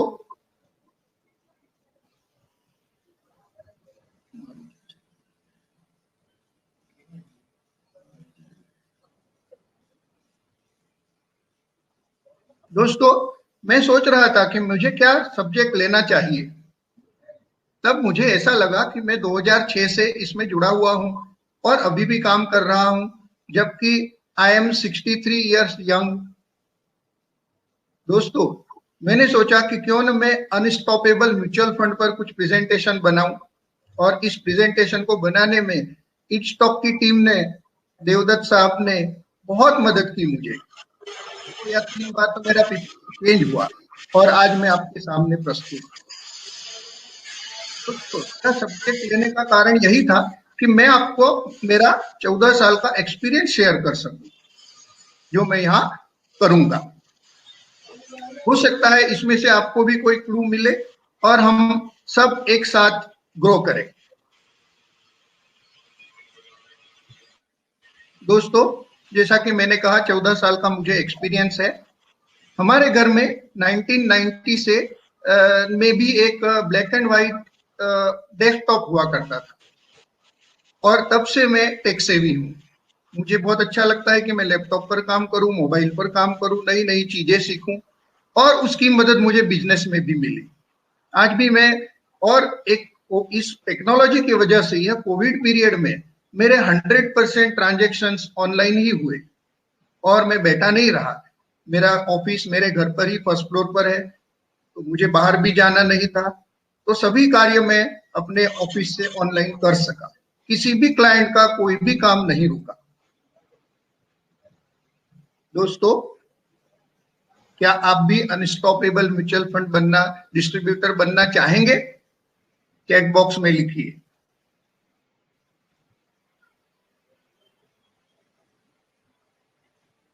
दोस्तों, मैं चाहता हूं कि आप सभी अनस्टॉपेबल म्यूचुअल फंड बनिए।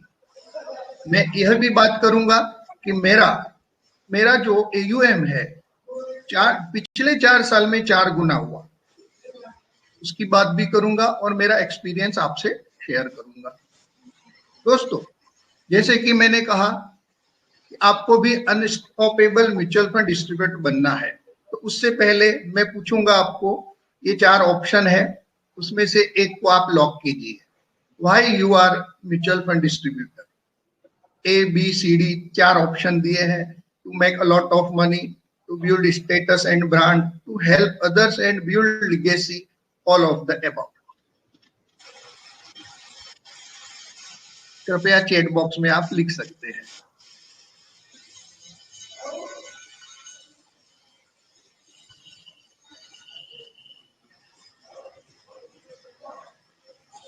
यहां मैं देख रहा हूं सभी ने, मोस्ट ऑफ द, मतलब मेजॉरिटी लोगों ने डी लिखा है। यस, यस, मैंने ABC अचीव किया है। दोस्तों, यही सक्सेस स्टोरी मैं आगे आपसे शेयर करने जा रहा हूं। दोस्तों, आज के एजेंडा में मैं आपसे मेरी स्टोरी शेयर करूंगा। मैंने 4x AUM 4 इयर्स में किस तरह से हासिल किया, उसकी बात करूंगा। वैल्यू एडिशन टू क्लाइंट, वह बात करूंगा। और मैं क्लाइंट को इतने सिंपल मैनर में समझाता हूं, वह भी बात करूंगा, ताकि आप उसको यूज करके आपका क्लाइंट बेस भी बढ़ा सके।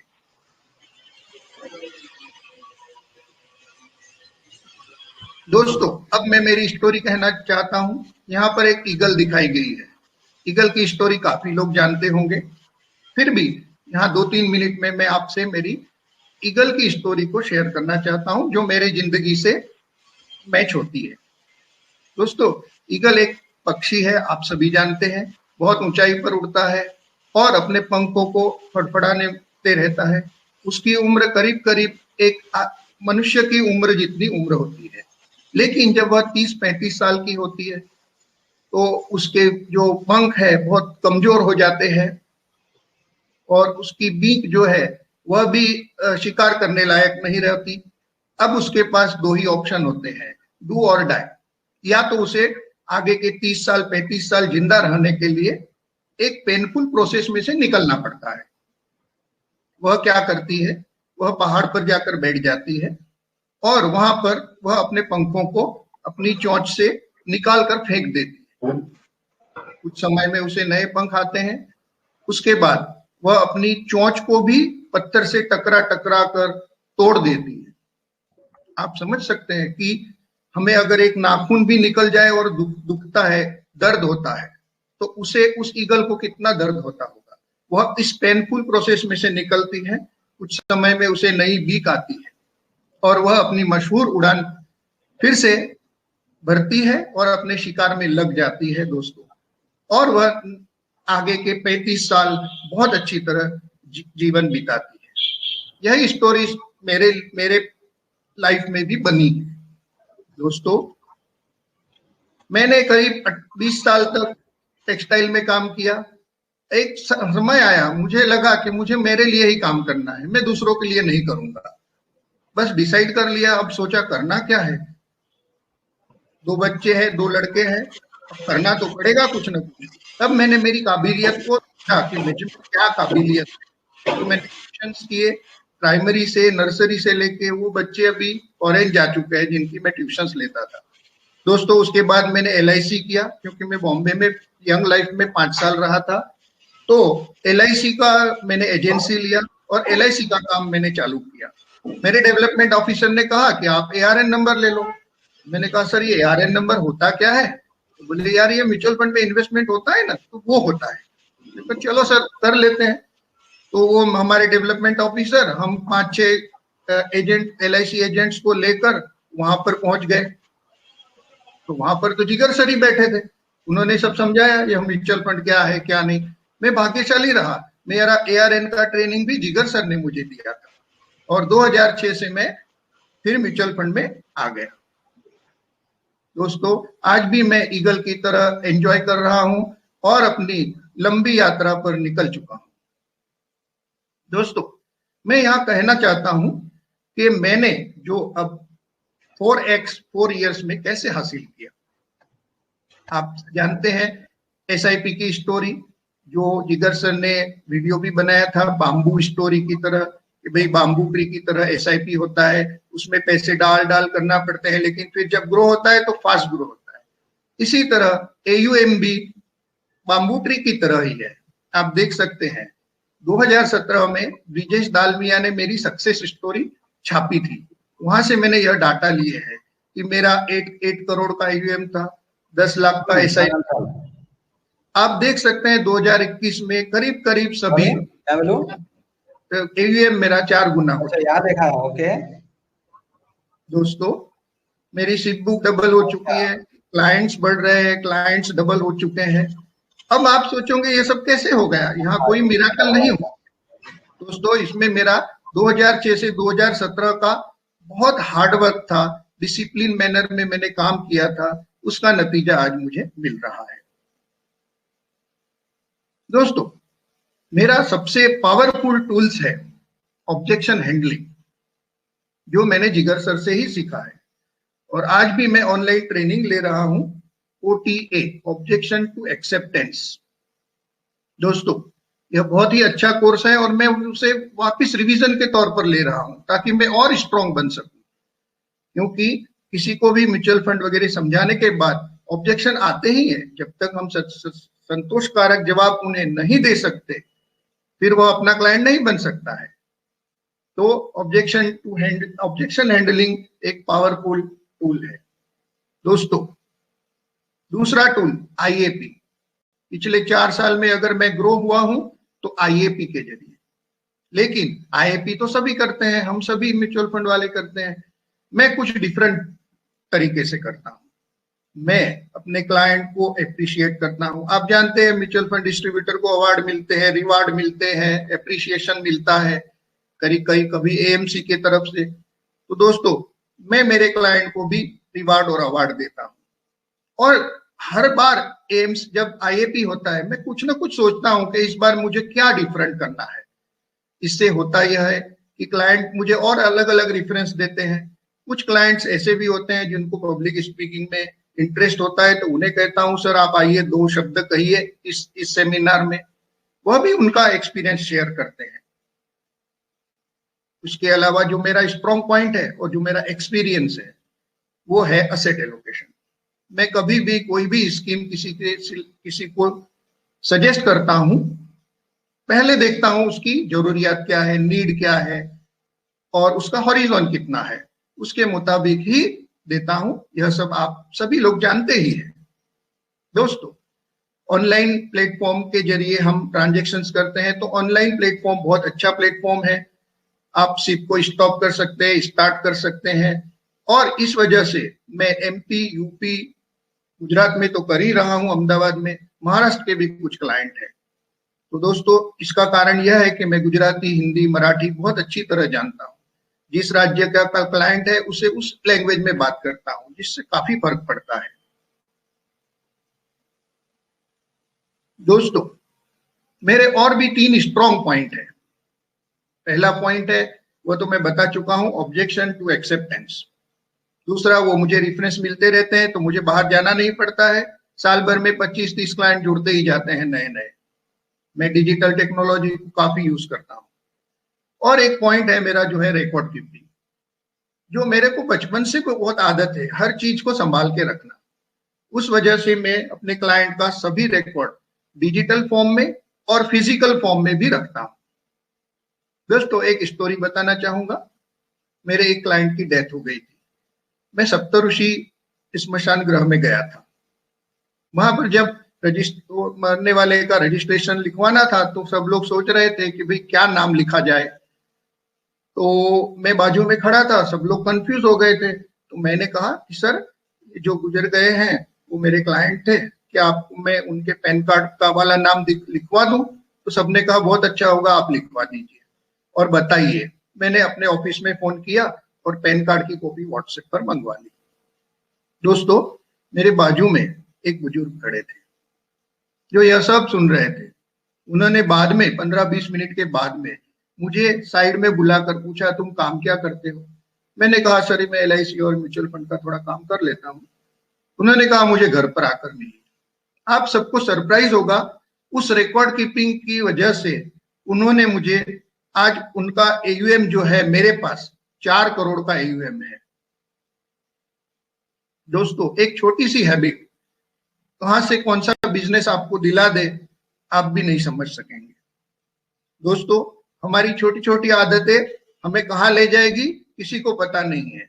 मैं लर्नर और अर्नर हूं। मैं लर्निंग में मानता हूं। हर छोटी से छोटी चीज को सीखना चाहता हूं और उसे यूज करना चाहता हूं। मैं क्लाइंट का रिलेशनशिप बिल्ड करना चाहता हूं, अच्छी तरीके से बात करता हूं। हर रोज 5-10 क्लाइंट को मैं फोन करता हूं। वीक में 2 बार उनको अवेयरनेस के मैसेजेस भेजता हूं।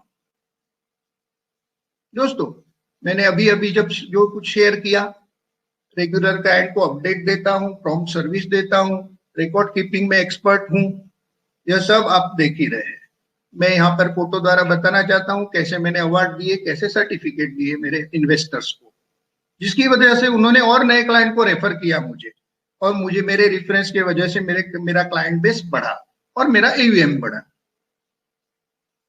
दोस्तों, मैं मेरे क्लाइंट को या नए प्रोस्पेक्ट को बेसिक समझाता हूं पहले कि भाई सेविंग क्या है, इन्वेस्टमेंट क्या है, आप सभी जानते हैं, लेकिन हो सकता है आपको भी इसमें से कुछ क्लू मिले। काफी नए इन्वेस्टर, नए अवेयरनेस अभी बढ़ चुकी है, 2006 में तो काफी कम थी, तो अवेयरनेस बढ़ाने के लिए उसे मैं शिक्षित करता हूं। मैं चाहता हूं कि वह सेविंग और इन्वेस्टमेंट को अच्छी तरह समझ ले। आप जानते ही है कि सेविंग यानी डेट फंड होता है और इन्वेस्टमेंट यानी डेट भी होता है, इक्विटी भी होता है। जैसी रिस्क लेंगे वैसा रिटर्न मिलता है। और यहाँ पर पैसे के लिए आदमी काम करता है, इन्वेस्टमेंट में पैसा आदमी के लिए काम करता है। दोस्तों, यह स्लाइड मेरी फेवरेट है। इसके पीछे मैं कम से कम 10 मिनट तक बात करता हूं मेरे नए क्लाइंट के साथ। उसके बाद मैं एक छोटा सा कैलकुलेशन के द्वारा उन्हें यह बताना चाहता हूं कि सेविंग, इन्वेस्टमेंट में, रिटर्न में, लॉन्ग टर्म में बहुत ह्यूज डिफरेंस होता है। यह स्लाइड थोड़ी पुरानी है लेकिन समझाने के लिए काफी होती है। जब यह क्लाइंट को समझ में आता है कि यार मुझे लॉन्ग टर्म के पैसे सेविंग में से इन्वेस्टमेंट में लाना चाहिए, तो वह एक्सेप्ट करने लगता है। दोस्तों, उसके बाद मैं उन्हें मनी साइकिल समझाता हूं। मैं इकोनॉमिक्स की बात नहीं करता हूं। मैं मेरे क्लाइंट्स को यह समझाता हूं कि देखिए दोस्तों, और क्लाइंट को यह कहता हूं कि सर आप बैंक में पैसे रखते हैं, तो वो कहते हैं हाँ। पोस्ट ऑफिस में रखते हैं, तो वो कहते हैं हाँ। LIC में रखते हैं, तो वो कहते हैं हाँ। तो मैं यही कहता हूं कि सर वहां के पैसे इंडस्ट्री में आते हैं और कुछ रिटर्न बनता है, उसके बाद आप तक पहुंचते हैं, और इसलिए उसमें से कुछ पैसा बैंक को ले लेना पड़ता है, क्योंकि उन्हें बैंक चलानी है। तो आपका लॉन्ग टर्म का पैसा है तो आप इंडस्ट्री में लगाइए, रिस्क लेंगे तो रिवार्ड मिलेगा।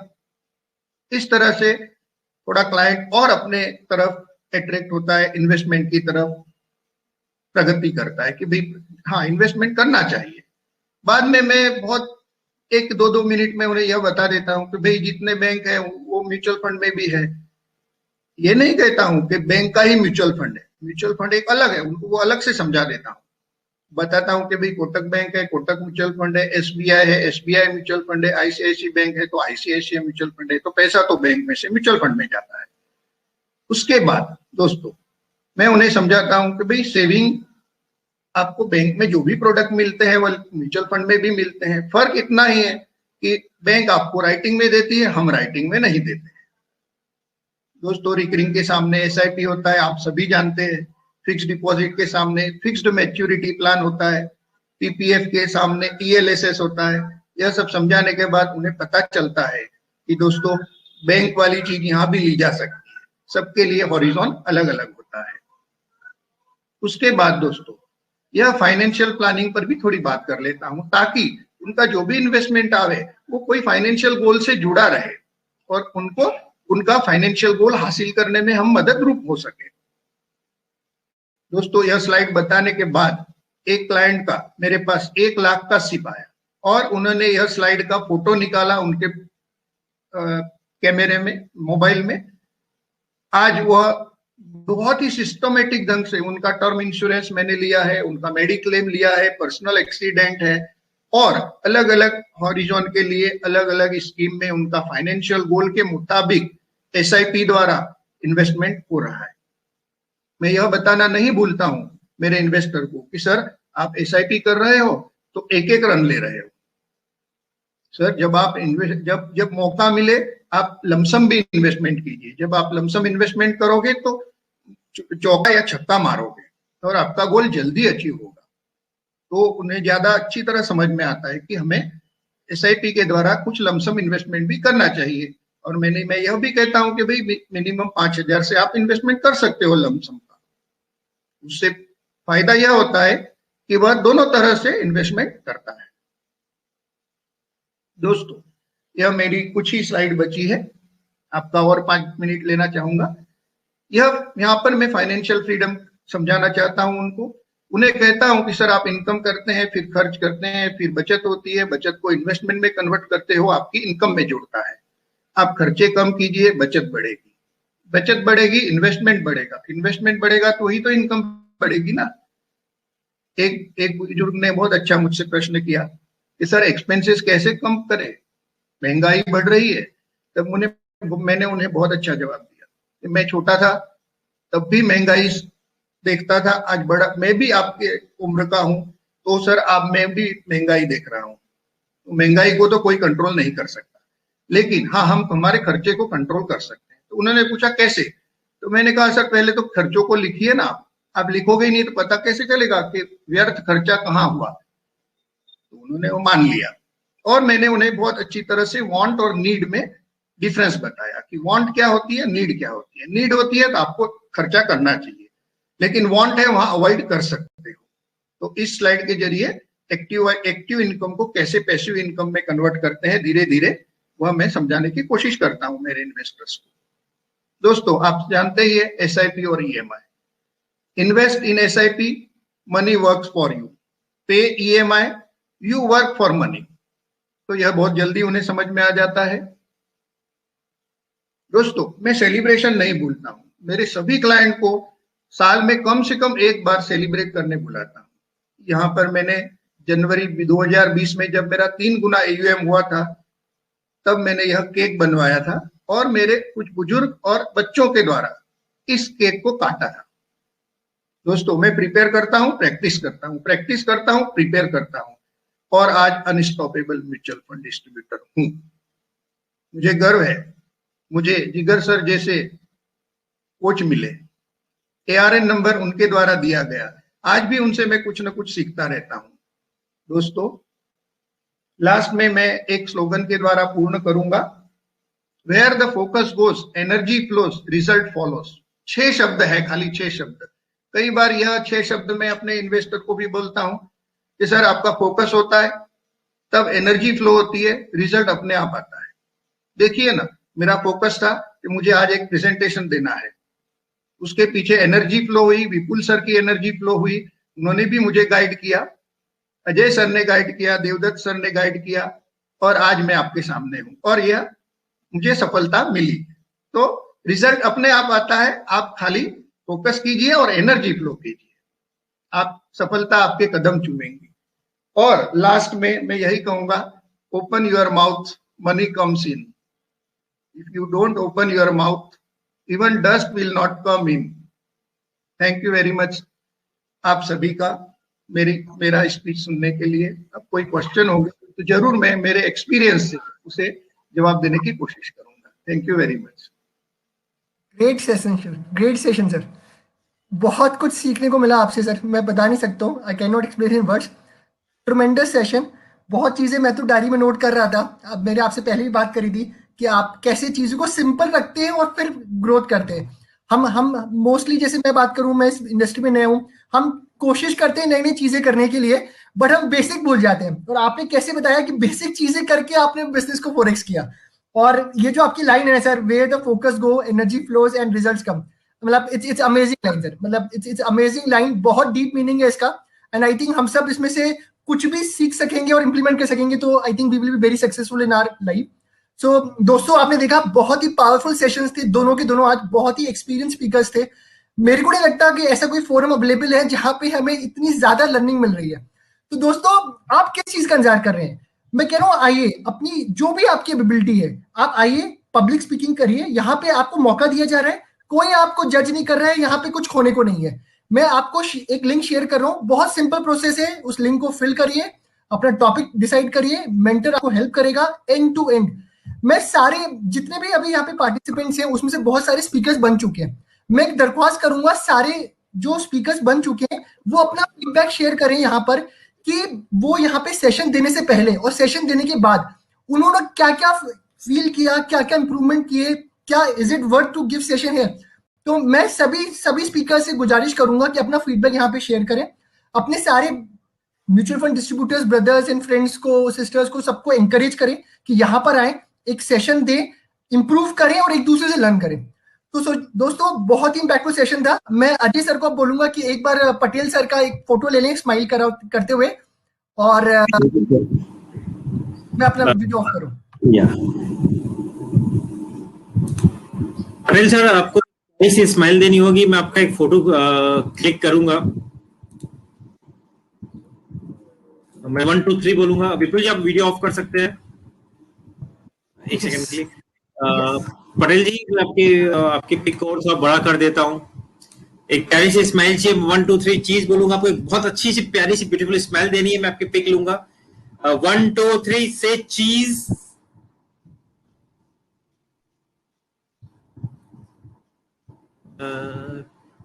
and it's going to be click. So much. Thank you so much, Patel ji, awesome session। आपका support. Thank you so much Patel ji. Thank you very much sir. ये सर्टिफिकेट अभी आपको मैं व्हाट्सएप पे शेयर कर दूंगा। थैंक यू दोस्तों, विपुल जी, अपना वीडियो ऑन कर सकते हैं आप। जैसे कि विपुल जी ने कहा, तब से विपुल जी एक्साइटेड होके कह रहे हैं, वो बहुत, मैं भी एक्साइटेड होता हूँ इस बात पे, क्योंकि मुझे बहुत पब्लिक फोबिया था, मैं भी डरता था पहले किसी भी प्लेटफॉर्म पे आके बोलने के लिए। दोस्तों, मैं एस्ट्रॉक की तरफ से आप सबसे रिक्वेस्ट करता हूं कि स्पीकर फॉर्म जो मैंने आपसे शेयर किया है, विपुल जी ने भी शेयर किया, विपुल जी वापिस से शेयर कर देंगे भी चैट बॉक्स में, और टेलीग्राम ग्रुप पे भी शेयर किया हुआ है। आप सब लोग उस स्पीकर फॉर्म पे अपना इंटरेस्ट शेयर कीजिए, आप किस टॉपिक पे बोलना चाहते हैं, आप कहां से हैं, आपकी ईमेल आईडी क्या है, मोबाइल नंबर क्या है, sorry Patel sir name mistake, लाक्षे thank you so much Surya ji. दोस्तों आप लोग अपना इंटरेस्ट हो कीजिए फॉर्म के अंदर, एस्टॉक की टीम आपसे कनेक्ट कर लेगी। और किसी के भी को भी कंफ्यूजन है कि वो किस कंटेंट में, उनके पास कंटेंट नहीं है, किस टॉपिक पे बोलना चाहिए, किस टॉपिक पे बोलने से इम्पैक्ट पड़ेगा, आप मेंटर से बात कर सकते हैं। मेंटर आपसे बात करेंगे और वो थॉट प्रोसेस पूरा क्लीन हो जाएगा आपका। दोस्तों समय की पाबंदी के कारण हम क्वेश्चन ज्यादा पूछ नहीं पाए, लेकिन दोनों स्पीकर टेलीग्राम ग्रुप में आप वहां क्वेश्चन पूछ सकते हैं। स्पीकर अवेलेबल आपसे शेयर करने के लिए। इसके साथ ही दोस्तों आज का सेशन हम खत्म करते हैं। थैंक यू विपुल जी, आपने वंडरफुल मॉडरेट किया आज। स्टॉक मॉडरेटर बहुत जानदार और शानदार थे आज। इनफैक्ट मैं आज आपसे बहुत कुछ सीखा हूं, कैसे मॉडरेशन मुझे अपने को इम्प्रूव करना है। Thank you so much. Thank you दोस्तों। नेक्स्ट वीक मिलेंगे एपिसोड नंबर 21 में। बहुत एक्साइटिंग स्पीकर आने वाला, बहुत कुछ सीखने वाले हम लोग कमिंग सैटरडे को। आप सब करूंगा, इंतजार करूंगा। मिलते हैं नेक्स्ट सैटरडे एपिसोड 21 में। Thank you so much and happy